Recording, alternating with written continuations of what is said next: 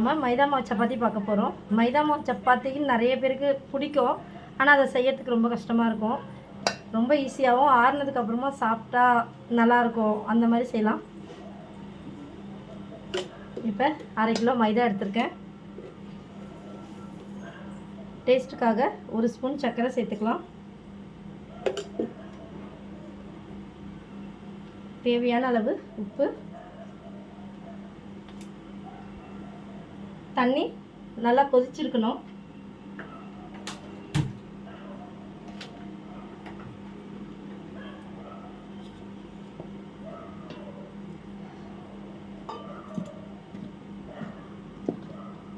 முதல்ல போட்ட சால்ட்டு சர்க்கரை எல்லாத்தையுமே மிக்ஸ் பண்ணிக்கலாம். இப்போ நல்லா சூடு பண்ண தண்ணி, இது கொதிக்க வச்சது.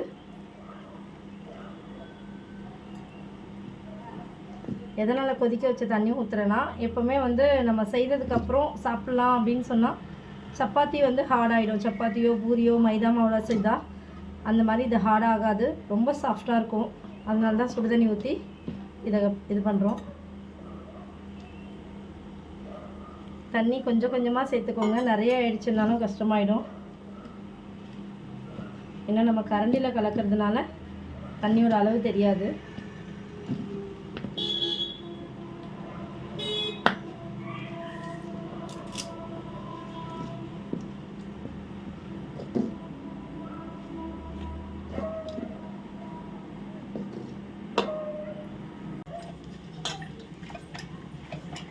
மாவு ரெடி ஆயிடுச்சு. கொஞ்சம் ஆறுனதுக்கப்புறம் இந்த மாதிரி கை வச்சு பிசைஞ்சு எடுத்துக்கோங்க. இப்போ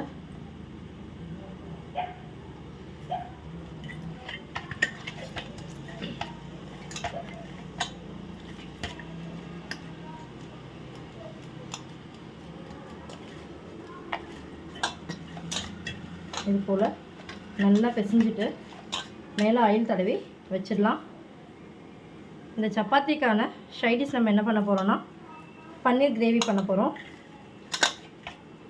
பன்னீர் கிரேவி, பன்னீர் பட்டர் மசாலா. ரொம்ப சிம்பிளாக, எவ்வளோ சிம்பிளாக செய்ய முடியுமோ, நிறைய மசாலா இல்லாமல் அந்த அளவுக்கான பன்னீர் மசாலா செய்ய போகிறோம். இப்போ இதை அப்படியே ஊற வச்சுட்டு நம்ம இப்போ பன்னீர் மசாலா செய்கிறதுக்கு என்ன வேணும்னு பார்க்கலாம்.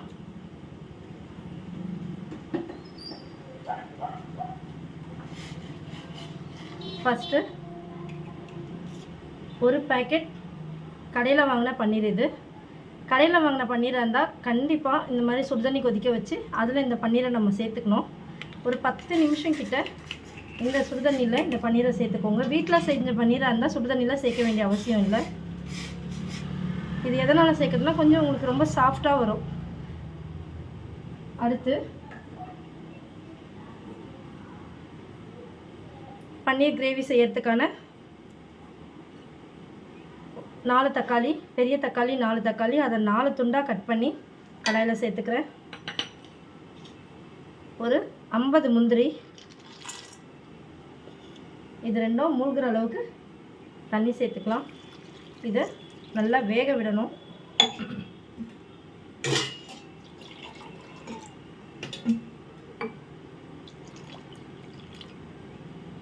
இப்போ இதை வேக வச்சு நம்ம எடுத்துக்கலாம். நம்ம ஊற்றின தண்ணி சுண்டிடுச்சு. எந்த பக்குவத்தில் தக்காளி இறக்கணும்னா இப்போ பாருங்கள், இப்படி தனியாக வரும். அவ்வளோதான். இதை எடுத்து ஆற வச்சிடலாம். இதை ஆற வைக்கிறதுக்குள்ளே நம்ம வெங்காயத்தை போட்டு வதக்கிக்கலாம். தக்காளி வேக வச்சு எடுத்துக்கிட்டோம். இப்போ சுடுதண்ணியில் நம்ம தக்காளியும் முந்திரியும் கட் பண்ணி போடும்போது சுடுதண்ணியில் பன்னீரை சேர்த்தோம். இப்போ அது வெந்து இறக்குனதுக்கு அப்புறம் தான் அந்த சுடுதண்ணிலேருந்து இந்த பன்னீர் எடுக்கிறேன். அவ்வளோ நேரம் சுடுதண்ணியில் இருந்தால் எதுவும் ஆகாது, ரொம்ப சாஃப்டாக இருக்கும். இங்கே பாருங்கள், ஏன் இவ்வளோ சின்ன சின்னதாக போடுறோன்னா அந்த கிரேவியோட இந்த பன்னீரும் சேர்ந்து ரொம்ப டேஸ்ட்டாக இருக்கும். அதனால தான். இப்போ நம்ம பன்னீர் கிரேவி பண்ணிக்கலாம்.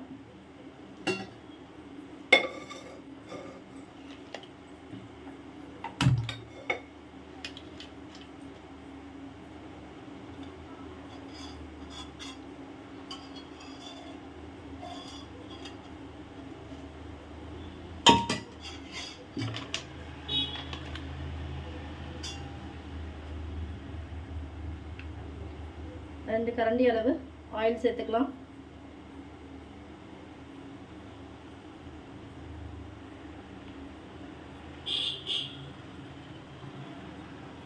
நான் ஒரு 3 கரண்டியாகவே சேர்த்துக்கிறேன்.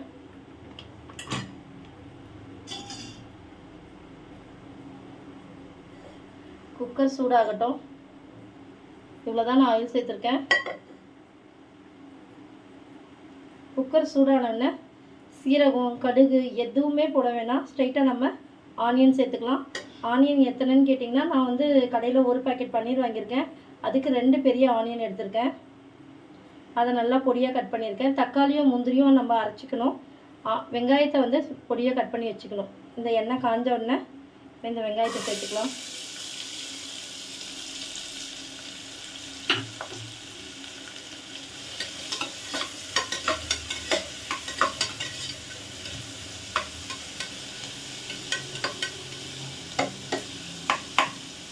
இந்த வெங்காயம் வதக்கிறதுக்குள்ள நம்ம வேக வச்சு இறக்கிட்டு முந்திரியும் தக்காளியும் ஆறிடும். அதை மிக்சியில் போட்டு எடுத்துக்கலாம்.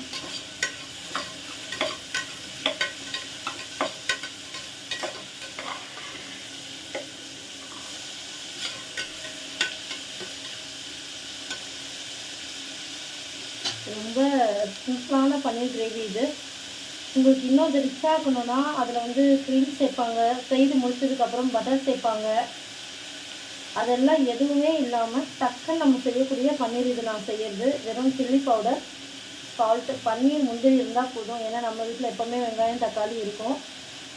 முந்திரியும் பன்னீரும் இருந்தால் போதும். இந்த பன்னீர் கடையில் வாங்குறத விட ஃப்ரெஷ்ஷாக செஞ்சு நைட்டு செய்ய போகிறோன்னா ஈவினிங் டைமில் நம்ம பன்னீரை ரெடி பண்ணி வச்சிட்டோம்னா அப்படி செஞ்சிங்கன்னா இன்னும் சூப்பராக இருக்கும் இதோட டேஸ்ட்டு.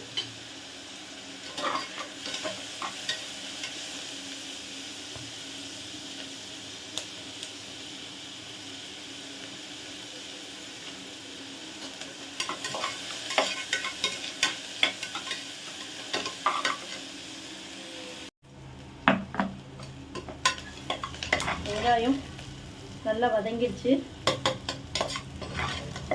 இது பன்னீர் கிரேவி வந்து கடாயில் செய்யாதீங்க, குக்கரில் செஞ்சிங்கன்னா ரொம்ப நீங்கள் எதிர்பார்க்குற அளவுக்கு டேஸ்ட் இருக்கும். இதில் தக்காளியும் முந்திரியும் சேர்த்து அரைச்ச க்ரீம் மாதிரி பேஸ்ட்டு. தண்ணியெல்லாம் ஊற்றலை, அதில் வெந்த தண்ணி கொஞ்சம் இருக்கும் இல்லைங்களா, அந்த இதோடு சேர்த்து அரைச்சிருக்கேன். 4 தக்காளி, 50 கிராம் முந்திரி.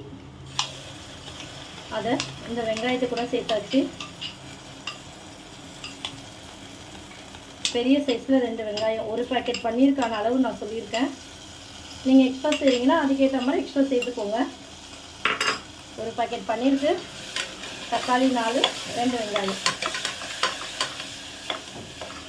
இப்போ இதை லைட்டாக வதக்கிட்டு இதில் நம்ம சில்லி பவுடர் சேர்த்துக்கலாம். வெறும் மிளகாத்தூள், வெறும் மிளகாய்த்தூள் மட்டும்தான், வேறு எந்த மசாலாவும் கிடையாது. உங்களுக்கு இதில் தேவைன்னா 2 பச்சை மிளகாய் சேர்த்துக்கோங்க. நான் வந்து வெறும் மிளகாத்தூள் மட்டும்தான்.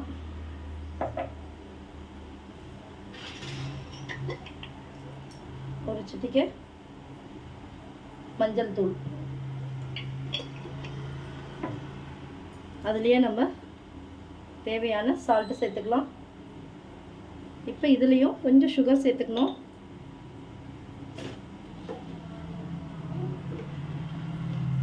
முந்திரியே தித்திப்பாக இருக்கும், இதில் சுகரா அப்படின்னாதீங்க. ஏன்னா சுகர் வந்து ரொம்ப டேஸ்ட்டு கொடுக்கும். இதுக்கு 1/2 ஸ்பூன் அளவு தான் சுகர் சேர்த்துருக்கேன்.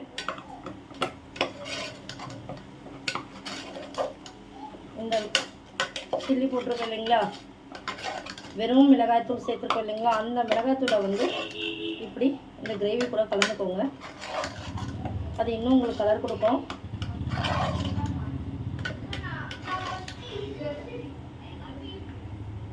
இந்த கலர் வந்ததுக்கு அப்புறமா இப்போ பன்னீர் சேர்த்துக்கலாம். நம்ம அந்த சுடுதண்ணிலேருந்து ஃபில்டர் பண்ணி வச்சுருக்க பன்னீர். நான் அந்த தண்ணியை கீழே ஊற்றலை, நம்ம ஜாரில் தக்காளி அதெல்லாம் அரைச்சோம் இல்லைங்களா, அதில் அந்த தண்ணியை மிக்ஸ் பண்ணி எடுத்துக்கிட்டேன் நான். அவ்வளோதான்.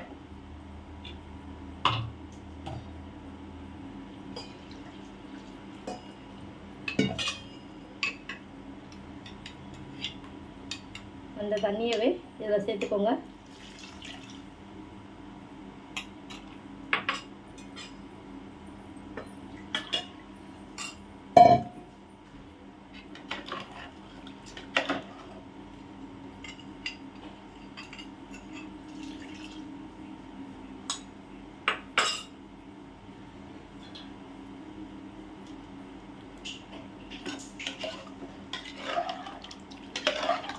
சப்பாத்திக்கு பன்னீர் கிரேவி ரெடி ஆயிடுச்சுங்க. இதெல்லாம் இவ்வளோ தண்ணியாக இருக்குன்னு நினைக்காதீங்க. விசில் விட்டு இறக்குனதுக்கப்புறம் நமக்கு தேவையான அளவுக்கு கிரேவியாக மாறிடும். இது இப்போ குக்கரை க்ளோஸ் பண்ணி வச்சிடலாம்.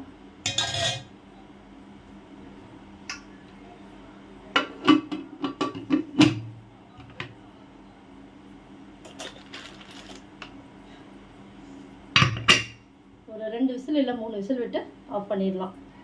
பன்னீர் கிரேவி ரெடி ஆகிடும்.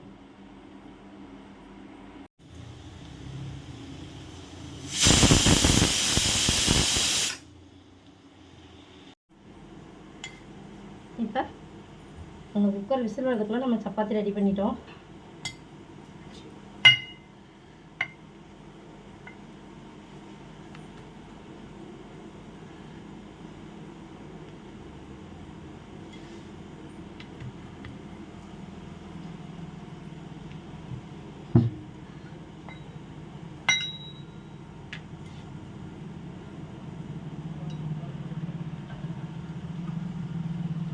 லைட்டாக உள்ள எண்ணெய் தடவிக்கலாம்.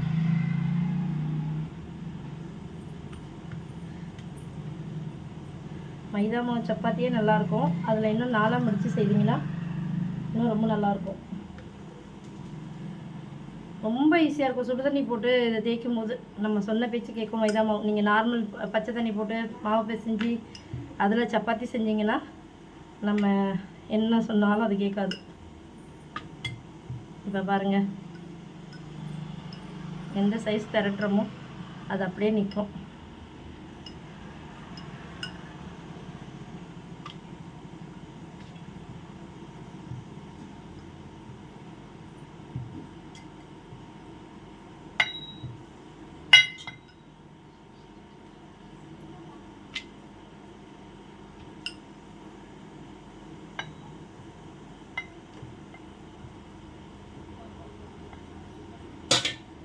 எவ்வளோ மெலிசா வேணுமோ அவ்வளோ மெலிசா திரட்டிக்கலாம்.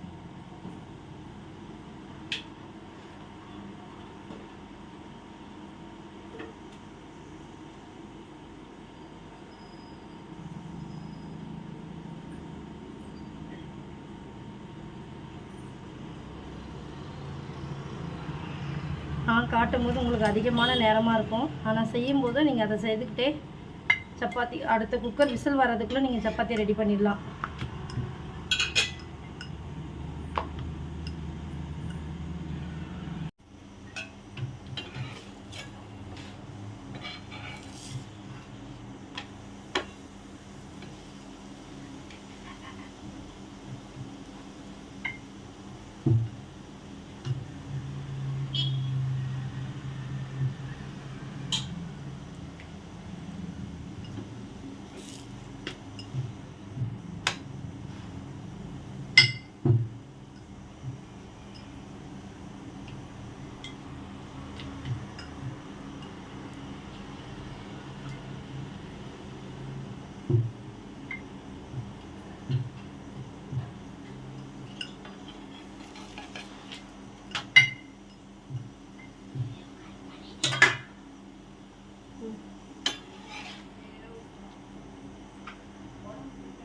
இப்போ அடுத்த சப்பாத்தி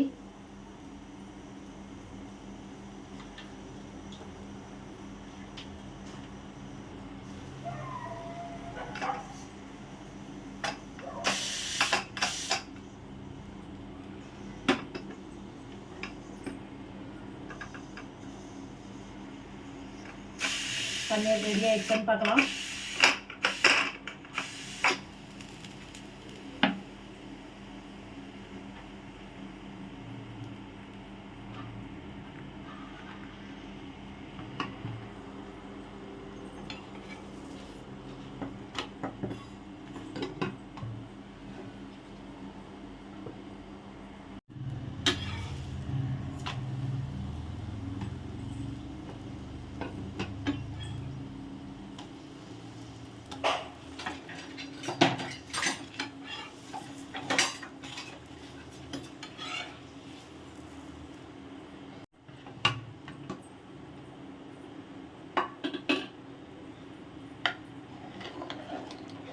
பாருங்கள் நிறைய தண்ணி ஊற்றுன மாதிரி இருந்தது, ஆனால் கரெக்டானதாகிடுச்சு.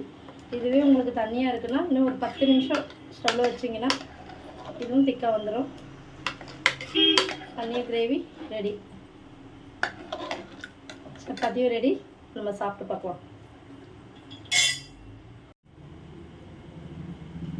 மைதா சப்பாத்தி பன்னீர் கிரேவி ரெடி.